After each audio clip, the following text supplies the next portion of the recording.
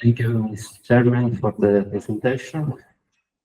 So I'm Dario Santonocito from the University of Messina, and today I present you a work which aim is to assess the fatigue properties of materials, in particular additive manufacturing materials, in a rapid way by adopting infrared thermography.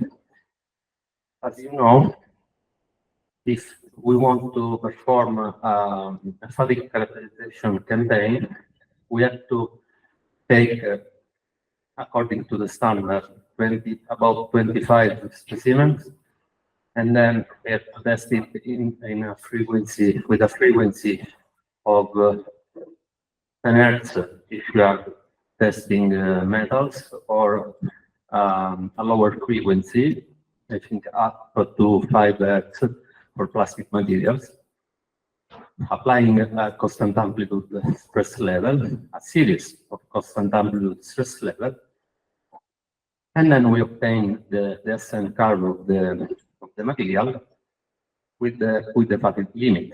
But if you have to characterize additive manufactured materials, where, as you know, by changing some printing parameters, you obtain a totally different microstructures, and this reflects in a totally different mechanical behavior, in particular fatigue behavior of the material. This could be very time-consuming and also material-consuming. So we need a rapid tool to assess in a rapid way the fatigue properties of the material. In this work, we characterize polyamide 12 specimen obtained with the Multijet Fusion printing system, and we adopted the Risitano thermographic method, a well-established thermographic method that allow us to monitor the temperature evolution during a stepwise fatigue test. And I will present to you also the static thermographic method, which is a very innovative way, because with this method we monitor the energy release of the material during a static tensile test. So you have to think that with the Risitano thermographic method, we can obtain the full SN curve of the material in 1 or 3 days. And with static thermographic method, just a static tensile test. So we are in the range of about 1 hour and less. We obtain useful information regarding the fatigue limit, the damage of the materials in a very short time. This information that we can retrieve with the static thermographic method can be adopted for a preliminary design phase of our mechanical device. And anyway, we can also verify the value that comes from this theory. So a little introduction to the Risitano thermographic method. As you know, when you stress a material with a constant amplitude stress level above its fatigue limit, the material, the temperature increases, and the higher the applied stress level, the higher the stabilization temperature, because we have a first phase where the temperature rises, a second phase stabilization, and a third phase up to the specimen failure, where we have a sudden increase of the temperature. If I record during my stepwise fatigue test, or just constant amplitude fatigue test, the different stabilization temperatures, and I plot them versus the applied stress level, I can assess the fatigue limit as the intersection with the stress axis. This method allows me also to obtain the SN curve of the material, because as the temperature increases, but the subtended area of the temperature versus number of cycle curve still remain the same. So the energy parameter phi is almost constant. So in this way, simply by dividing the energy parameter by the stabilization temperature, knowing the applied stress, I obtain a pair of stress number of cycle data set that represent my stress, my SN curve. The fundamental of this method are published in the pioneeristic works of La Rosa and Risitano of 2000, and I think it's one of the highest cited work regarding infrared thermography. In 2013, Risitano and Risitano proposed the static thermographic method as a rapid way to derive the first damage that I can introduce in a material when apply a static tensile test, when apply a static tensile load. We can see that if I apply a tensile load, in the first phase, we have a temperature decrement, that is the phase one. This temperature decrement is governed by the Lord Kelvin's law, but at a certain point, I see that there is a deviation from the first linear trend. Always the temperature decrease up to a minimum level that usually corresponds to the yielding stress of the material. After that, the damage within the material is very high, so the response of the material is mostly irreversible. So I have a lot of heat that is released to the environment from the material. But the idea is, if I am able to catch the transition point, the point A, from phase one to phase two, I can derive a limit stress that is the macroscopic stress level that applied to the material introduce the first irreversible deformation. Okay, and according to Risitano, if I apply in a cyclical way this stress level, I should see ferric failure of the material. So for this work, as I mentioned, we adopted a PA12 multijet fusion specimen printed with the HT jet fusion printer, provided us by MT Orto, which is an Italian biomedical device producer. This is how the technology works. So we have a first layer of powder that is deposited above the already fused layers.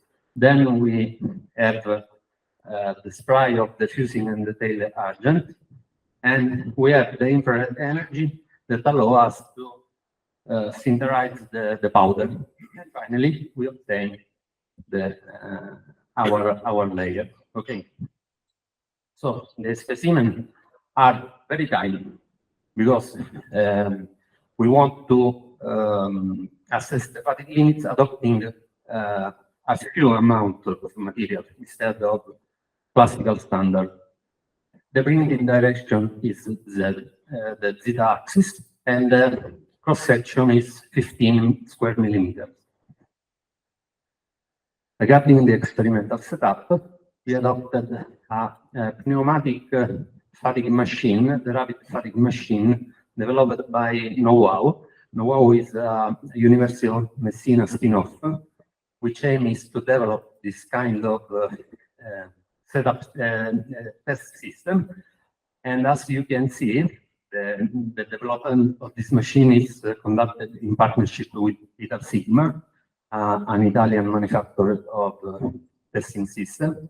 And as you can see, we have an infrared camera and a video camera to apply the digital image correlation system. So the idea is to have, just in a very compact and simple testing system that you can put on your desk, a complete setup for the fatigue characterization of materials.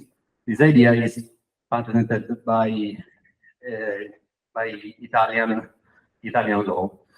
So the specimen is clamped to the machine, and we perform a static tensile test campaign with adopting free specimen with a process speed of 2.4 millimeter per minute. And just to verify the value that we obtain with static tensile test adopting the static thermographic method, we perform in this phase just for an early validation of the method, a stepwise fatigue test adopting the Risitano thermographic method just with one specimen, with a number of cycles for each block of 3000, a stress ratio of 0.1, and a frequency of 2 Hz. Here I report the stress strain curve of the material compared to the one from the datasheet of HP. The specimen from HP are produced according to the STM standard for plastic material. And as you can see, this is the trend of the HP datasheet specimen that are type 1 and type 5. The type 1 is the bigger one, the type 5 is the smallest one. And as you can see, we have for our specimen, that are the continuous curve, lower mechanical properties, general, as the yielding stress and ultimate stress, and also elongation at the rupture. However, the elongation at yielding is higher, and we have a good match between the Poisson ratio and the Young models that are in good agreement. So now moving from a classical tensile test, but observing the temperature trend, we can see, as I said you before, a first decrement phase of the temperature sigma, followed by, that is almost linear, okay, followed by a second phase, which also in this case is almost linear, then followed, but it is not reported, by an increase of the temperature sigma. So, as you can see, I can assess the transition point between phase 1 and phase 2, adopting an iterative algorithm developed by our spin-off that iteratively changed the transition point from one point to another, trying to maximize the coefficient of determination of this bilinear model. So this is the best fit for the temperature data, okay? And you can see also that this set of data and also this set of data is removed from the linear regression, okay? So we make the linear regression, and then we have the intersection between these two linear regression, and then we can read in the stress sigma the limit stress that for this test is 31.4 megapascal. As I move to the other test, the other two static tensile tests, we see the same behavior, and we assess the other two value of the limit stress. So we have an average value of 30.2 plus minus 1.4 megapascal. Okay. So to verify this value, we perform a series of constant amplitude fatigue tests on the same specimen. Okay, but increasing the stress level.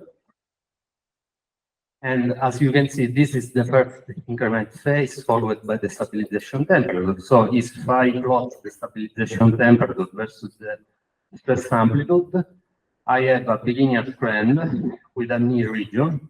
So the knee for me is the transition from the from stress level below the fatigue limit and stress level above the fatigue limit. So I found a value of the fatigue limit of 31.8 megapascal. In addition, to verify these findings, I take one of my previous work performed on the same material, but with the STM geometry, that is the one of the HD datasheet. And as you can see, the STM geometry is reported here with its limit stress, with the scatter band of plus minus 1 standard deviation. And here is reported the limit stress of our small specimen. As you can see, the limit stress are quite good agreement. Okay, and we performed a series of in the previous work a series of constant amplitude fatigue tests with failure and run out, with a run out of 2 Mellon cycles. And here I also report for this kind of specimen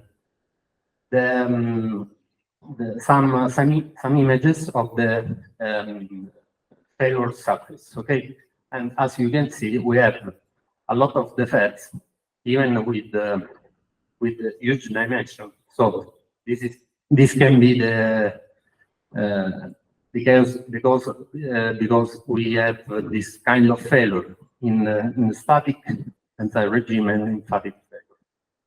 So in conclusion, we see today two methodologies to assess the fatigue limit and the fatigue damage of additive manufactured materials with a very time-saving techniques. So we perform just a static tensile test, and it's about 5-minute test, and we just adopt 3 specimens. And these findings are in good agreement with the one from the Risitano Thermography, but also with the constant amplitude test campaign. Future development will include the assessment of the SN curve of the material in a classical way, so with the constant amplitude fatigue test. Thank you for your attention.